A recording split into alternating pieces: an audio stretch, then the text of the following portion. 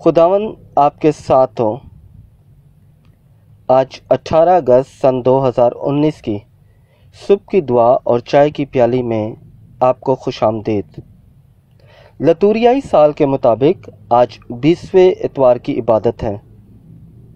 آج کی پہلی تلاوت ارمیا کے صحیفے اس کا 38 باب اس کی 4 تا 6 اور پھر 8 تا 10ویں آیت مبارکہ تک ہے۔ آج کا زبور 40 اس کی 2، 3، 4 اور 18ویں آیت مبارکہ۔ آج کی دوسری تلاوت عبرانیوں کے نام خط اس کا 12واں باب اس کی پہلی آیت مبارکہ سے لے کر 4 آیت مبارکہ تک۔ انجیل مقدس بمطابق مقدس لوکا اس کا 12واں باب اس کی 49ویں آیت سے لے کر 53ویں آیت تک۔ اگر ہم انجیل مقدس کو غور سے پڑھیں تو پہلی آیت ہے ہم جو اس کا جز نکال سکتے ہیں وہ یہ ہے کہ کیا ہم اپنے آپ سے سوال پوچھ سکتے ہیں کہ کیا خداوند یسوع مسیح جو ہیں وہ تفرقہ پیدا کرنے کے لیے آئے؟ کیونکہ وہ کہہ رہے ہیں کہ نہ تمہارے بھائی، تمہاری بہن، تمہارے والد، تمہارے والدہ تمہارے خلاف ہو جائیں گے۔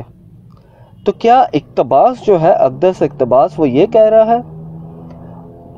زیادہ تر ہم میں سے جو ہیں وہ لوگ یہی سمجھتے ہیں کہ خداوند یسوع مسیح جو ہیں وہ امن کی بات نہیں کر رہے ہیں، وہ لڑائی کی بات کر رہے ہیں۔ مگر جو اقتباس عموماً آج کا ہمارا یہاں پر ہے وہ کچھ اور ہمیں بتا رہے ہیں، کیونکہ خداوند یسوع مسیح جو ہے وہ تفرقے پیدا کرنے کے لیے نہیں بلکہ یہاں پر ڈیوائیڈ سیپریٹ کرنے کے لیے، جدا کرنے کے لیے جو رول ہے وہ ہے۔ اب یہ سیپریٹ رول جو ہے جدا کرنے کا رول ہے یا جو تفریق کرنے کا رول ہے یا جو فارمولہ ہے، یہ بائبل مقدس میں ہمیں بار بار ملتا ہے۔ اور کس طرح ملتا ہے؟ ایکچولی یہاں پر خداوند یسوع مسیح شاگردوں کو اور جو شاگرد نہیں ہیں ان میں تفریق پیدا کرنے کے لیے آیا ہے۔ کس طرح؟ خداوند یسوع مسیح اپنی تعلیمات میں واضح طور پر بتاتے ہیں کہ رائچس جو ہے جو راست باز ہے اسے گناہ گار سے علیحدہ کیا جائے گا۔ حوالے کے طور پر میرے ساتھ بائبل مقدس کو کھولیں، حوالے کے طور پر دیکھیں انجیل مقدس بمطابق مقدس متی اس کا 25واں باب اس کی 31ویں آیت سے لے کر 34ویں آیت تک۔ پھر خداوند یسوع مسیح انجیل مقدس بمطابق مقدس متی اس کا 13 باب 41ویں آیت میں میرے ساتھ کلام کو کھولیں، وہاں پہ خداوند یسوع مسیح کہتے ہیں کہ اچھے کو برے سے جدا کیا جائے گا۔ پھر خداوند یسوع مسیح متی کی انجیل میں 25ویں باب میں 31ویں آیت سے لے کر 46ویں آیت مبارکہ میں کہتے ہیں کہ بھیڑوں کو جو بھیڑیں ہوں گی تابع دار، ان کو بکری جو دوسرے جو جانور ہیں ان سے جدا کیا جائے گا۔ پھر اس طرح جو ہے گندم اور جو غیر گندم ہے جو صرف بیج ہے یا جھاڑیاں ہیں انہیں جدا کیا جائے گا۔ متی کی انجیل اس کا 13واں باب 24-30۔ تو اس طرح ہم پورے انجیل میں ہم دیکھ سکتے ہیں کہ مقدس متی جو ہے وہ تفریق ایک جدائیت، ایک ایسی قوم کی بات کرتے ہیں یا ایسے رائچس، ایسے رحم دل، ایسے یونیک جو لوگ ہیں ان کی بات کرتے ہیں جو خداوند یسوع مسیح کی تعلیمات کی بنیاد ہے۔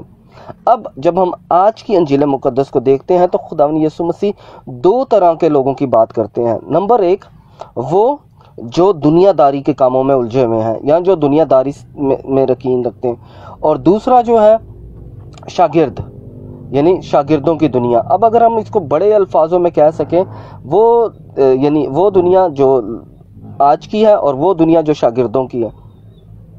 آج کی جو دنیا ہے جو انسانوں کی دنیا ہوتی ہے یا جو غیر ہم کہہ سکتے ہیں کہ جو آج کے لوگ ہیں وہ زیادہ تر جو ہے وہ ہر چیز کو نارمل لیتے ہیں۔ ان کے لیے جھوٹ بھی جو ہے وہ نارمل ہے، ان کے لیے ایمان میں کمزوری ہے وہ بھی نارمل ہے، ان کے لیے ایک دوسرے کے خلاف بولنا یہ بھی نارمل ہے، ان کے لیے چغل خوری کرنا یہ بھی نارمل ہے، ان کے لیے کسی کا حق مار لینا یہ بھی نارمل ہے۔ مگر یہ ساری چیزیں نارمل کرتے ہوئے کیا ہوتا ہے آخر میں؟ ہم گناہ کی جو سینس ہوتی ہے، گناہ کی جو بنیاد ہوتی ہے ہم وہ بھول جاتے ہیں، کیونکہ ہر چیز جو ہے وہ اوکے ہو جاتی ہے کہ ہاں جی ٹھیک ہے، سب کرتے ہیں، میں بھی کر رہا ہوں، میں بھی کرتی ہوں۔ تو اس طرح جو ہے وہ گناہ جو ہے وہ پرویل کر جاتا ہے ہمارے بدنوں میں۔ مگر جو شاگردوں کی دنیا ہے یعنی جو شاگردوں کا قبیلہ ہے، جو شاگردوں کا طبقہ ہے، ان کے لیے کوئی چیز اوکے نہیں ہوتی، کیونکہ وہ کسی چیز سے کمپرومائز نہیں کرتے، کیونکہ انہوں نے گواہ بننے ہوتا ہے۔ جو مسیح ہوتے ہیں، گواہ جب بنتے ہیں تو وہ سب سے بڑھ کر کیا کرتے ہیں؟ وہ اپنی زندگی سے گواہی دیتے ہیں۔ ان کے لیے کوئی کمپرومائز نہیں ہے، نہ وہ جھوٹ بولتے ہیں، نہ وہ کسی کا حق مارتے ہیں، اور نہ ہی وہ یہ کہتے ہیں کہ جی یہ ٹھیک ہے، چلو اگر یہ کہہ رہا ہے تو ایسے کر لیتے ہیں۔ نہیں، جو حق اور سچ کی بات ہے وہ بات کرتے ہیں، اور کیونکہ خداوند یسوع مسیح کا قول ہے کہ تمہیں سچ جو ہے وہ تمہیں رہائی دے گا، اس لیے ضروری یہ ہے کہ یعنی جو مسیحیت کی زندگی ہے، شاگردیت کی زندگی ہے، وہ دوسری زندگی سے فرق ہوتی ہے۔ اسی لیے خداوند یسوع مسیح کہتے ہیں کہ اگر سچ بولیں، اگر آپ سچ بولیں گے، اگر آپ سچ کا ساتھ دیں گے، اگر آپ سچ کے ساتھ کھڑے ہوں گے تو کیا ہوگا؟ لوگ آپ کے خلاف ہو جائیں گے۔ اور کون سے لوگ خلاف ہوں گے؟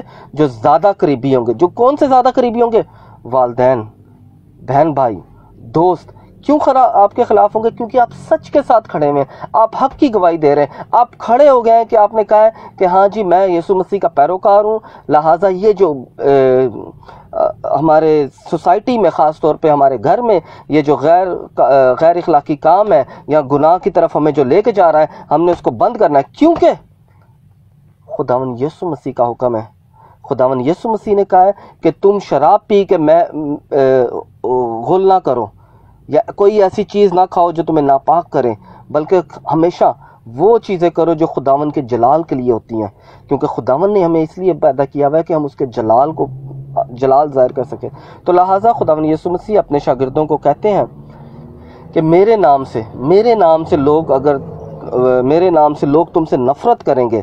حوالے کے طور پہ میرے ساتھ کلام کو کھولیں، انجیل مقدس باب مطابق مقدس یوحنا اس کا 15واں باب اور اس کی 18ویں آیت سے لے کر 25ویں آیت تک کلام کو کھولیں۔ جتنا آپ کلام کھولیں گے، جتنا آپ کلام کو پڑھیں گے، جتنا آپ کلام کے ساتھ وقت گزاریں گے، خداوند ہمیں برکت دیتا ہے۔ پھر کیا خداوند یسوع مسیح نے یہ نہیں کہا کہ پیپل ول ہیٹ یو کیونکہ تم میرے گواہ ہو؟ رسولوں کے اعمال اس کا 1 باب اور اس کی 8ویں آیت۔ خداوند یسوع مسیح نے صاف کہا کہ لوگ تم سے نفرت کریں گے کیونکہ تم سچ بولو گے، you will speak the truth. انجیل مقدس با مطابق مقدس یوحنا اس کا 8 باب اور اس کی 32ویں آیت۔ اور کیا ہوا آج کی پہلی تلاوت میں جب ہم نے پڑھا ہے تو کیا ہوا ہے؟ ارمیا نبی کے ساتھ بالکل وہی ہوا ہے کہ اس نے سچ بولا ہے، اور جب اس نے سچ بولا تو کیا اس کی سزا ملی ہے؟ اسے کنویں میں لٹکا دیا ہے، اسے اس جگہ لٹکا دیا ہوس کے اندر جہاں پانی نہیں تھا، کیچڑ تھا، تاکہ وہ مر جائے۔ اسی طرح ہمارے ساتھ بھی ہو سکتا ہے اگر ہم مسیح کے گواہ بنتے ہیں، اگر ہم اپنے گھر میں سٹینڈ لیتے ہیں کہ جی یہ کام ہم نے نہیں کرنا کیونکہ یہ مسیحیت کے خلاف ہے، اس سے کیا ہوگا؟ میرا یسوع ناراض ہوگا، اس سے کیا ہوگا؟ میری روح منسوخ ہوگی، اس سے کیا ہوگا؟ گناہ ہماری زندگی میں آ جائے گا، اس سے کیا ہوگا؟ ہمارا گھر برباد ہو جائے گا، اس سے کیا ہوگا کہ ہم مسیح سے دور چلے جائیں گے، تو لوگ آپ کے خلاف کھڑے ہو جائیں گے، یہاں تک کہ خداوند یسوع مسیح کہتا ہے کہ آپ کا بیٹا بیٹی آپ کے خلاف کھڑے ہو جائیں گے۔ اگر ایسا ہو تو بالکل آج کا جو زبور نویس ہے اس کی آیت کو دہرائیں کہ اے خداوند میری مدد کو آ۔ دل پر اپنے ہاتھ رکھیں، 3 دفعہ یہ آج کا زبور دہرائیں، اے خداوند میری مدد کو آ، اے خداوند میری مدد کو آ، اے خداوند میری مدد کو آ۔ اور ہم کس طرح یسوع کے گواہ بن سکتے ہیں؟ کس طرح یسوع کی گواہی دے سکتے ہیں؟ کس طرح ہم یسوع کے پیچھے چل سکتے ہیں؟ کس طرح ہم زیادہ سے زیادہ اس کے ساتھ رہتے ہوئے اپنے آپ کو اس کے جلال کے لیے پیش کر سکتے ہیں؟ سب سے بڑھ کر خداوند یسوع مسیح نے ہمیں درس دیا ہے رحم کے کاموں کا۔ رحم کے کام میں کوئی کوتاہی نہ کریں، کوئی ڈیلے نہ کریں، کیونکہ رحم کے جو کام ہیں وہ بہت ضروری ہیں۔ متی کی انجیل اس کا 25واں باب اس کی 31 اور 32ویں آیت میں خداوند یسوع بار بار ہمیں کہتے ہیں کہ جب میں بھوکا تھا تم نے مجھے کھانا کھلایا، جب میں پیاسا تھا تم نے مجھے پانی پلایا، جب میں ننگا تھا تم نے مجھے کپڑے پہنائے، جب میں پردیسی تھا تم نے میری دیکھ بھال کی، جب میں جیل میں تھا تم نے جب میں بیمار تھا تم نے میری تیمارداری کی۔ خداوند یسوع مسیح بار بار ہمیں کہتے ہیں کہ تم میرے گواہ بنو، کیونکہ جب لوگ ایسا کریں گے، جب تم ایسا کرو گے تو لوگ کیا سمجھیں گے؟ کہ تم میرے پیروکار ہو، تم میرے ساتھ چلتے ہو، تم میرے نام کی گواہی دیتے ہو۔ گواہ جو ہے وٹنس، یعنی جو وٹنس لفظ ہے، اس کے گواہ جو ہے وہ خداوند یسوع مسیح ہمیں کہتا ہے کہ گواہ بنو، کسی بھی حال میں، کہیں بھی، گواہ بنو، کیونکہ گواہی جو ہے وہ بہت ضروری ہے. گواہی کے بغیر مسیحیت جو ہے وہ صرف اور صرف دکھاوے کا نام نہیں ہے، گواہی کا نام ہے. ہم بائبل ہاتھ میں پکڑ کے یہ نہیں کہہ سکتے کہ جی میں نے بائبل پڑھی ہے یا مجھے بائبل آتی ہے. بعض اوقات لوگ یہ کہتے ہیں، بار بار اتنی آیتیں بتاتے ہیں، ایسا لگتا ہے جیسے خدا جو ہے وہ کلام بول گیا. ہرگز نہیں. کلام جو ہے وہ ہماری زندگی میں ہونا چاہیے، ہمارے اعمال میں ہونا چاہیے، ہماری روح میں ہونا چاہیے، ہماری زندگی میں ہونا چاہیے. پھر کیا ہوگا؟ پھر ہمیں کلام جو ہے وہ صرف اپنے بغل میں اپنے ہاتھ میں لے کے جانے کی ضرورت نہیں ہے، بلکہ لوگ ہماری زندگیوں سے دیکھ سکیں گے. گواہ بننے کی ضرورت ہے، دنیا کی انتہا تک جانے کی ضرورت ہے. خداوند یسوع مسیح نے اپنے شاگردوں کو، یعنی ہم مسیحیوں کو، ہم تمام ان بپتسمہ یافتوں کو یہ حکم دیا ہے، مقدس متی کی انجیل اس کا 28 باب 19 سے 20 آیت میں، کہ تم دنیا کی انتہا تک جا کے میرے نام کی منادی کرو، تاکہ جب تم میرے نام کی منادی کرو گے تو کیا ہوگا؟ تم گواہ بنو گے. میرے نام سے تمہیں مصیبتیں اٹھانی پڑیں گی، مگر ثابت قدم رہنا.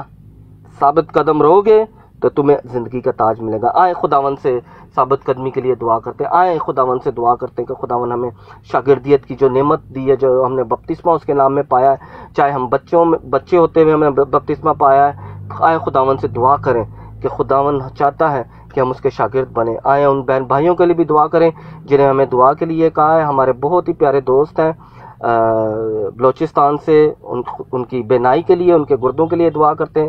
ہماری بہن ہیں انڈیا سے، ان کے لیے بھی دعا کرتے ہیں. ہمارے دوست، جتنے بھی دوستوں نے، بہن بھائیوں نے ہمیں دعا کے لیے کہا ہے، آئے ان سب کے لیے دعا کرتے ہیں کہ پیارا خداوند ان کی تمام مشکل پریشانیوں کو دور کرے، فضل بخشے کہ تاکہ وہ تندرستی حاصل کریں.